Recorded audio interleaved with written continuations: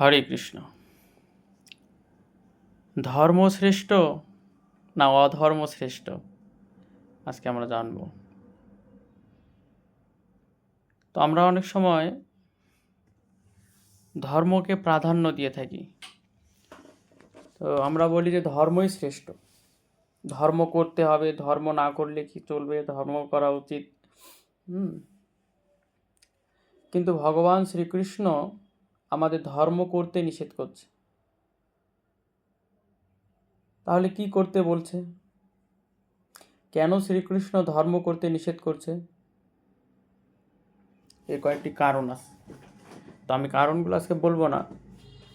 তার মধ্যে সব থেকে বেশি ভাগবতে প্রথমে বলা আছে ধর্ম প্রযোজিত কৈতব।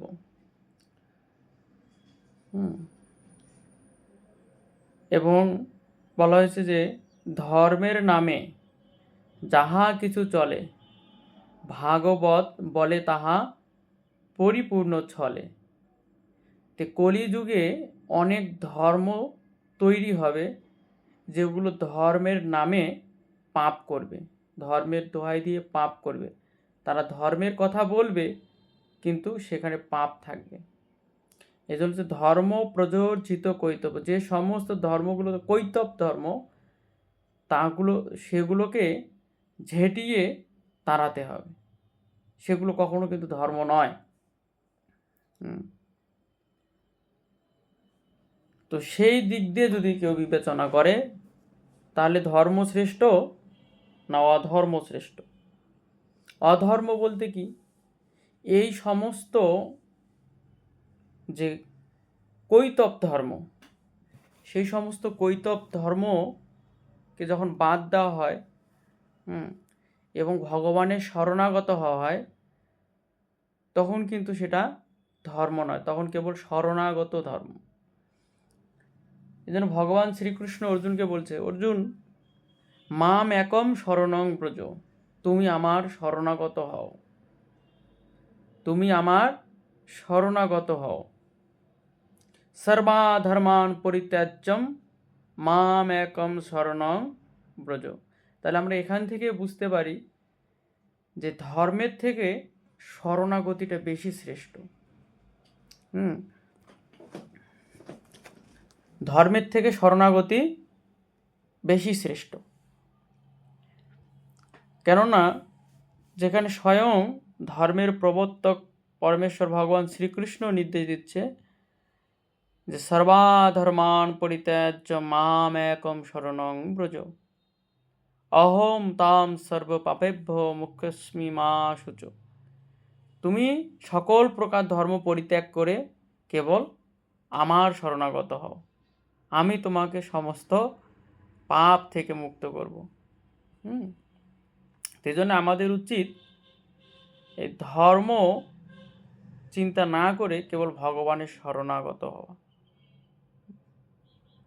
তো কলিযুগে ভগবানের প্রতি শরণাগতি হচ্ছে শ্রেষ্ঠ ধর্ম।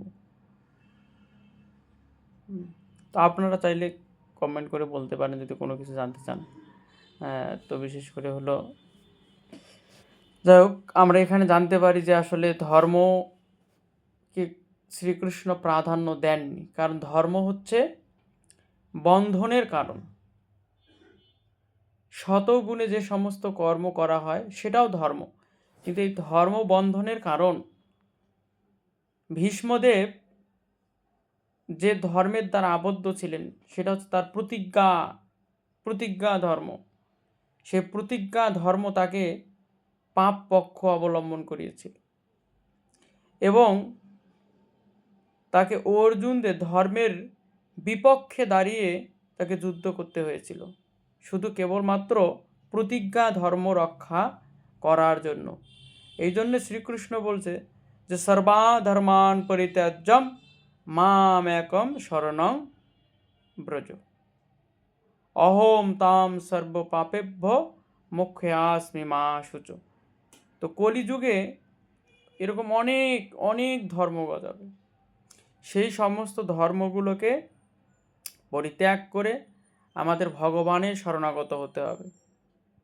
এই ভগবানের শরণাগতটাই একমাত্র ধর্ম, এবং এই কলিযুগে শরণাগতি কাজ করবে, অন্য কোনো কিছু কাজ করবে না। তাই আপনারা ভগবানের শরণাগত হন। হরে কৃষ্ণ।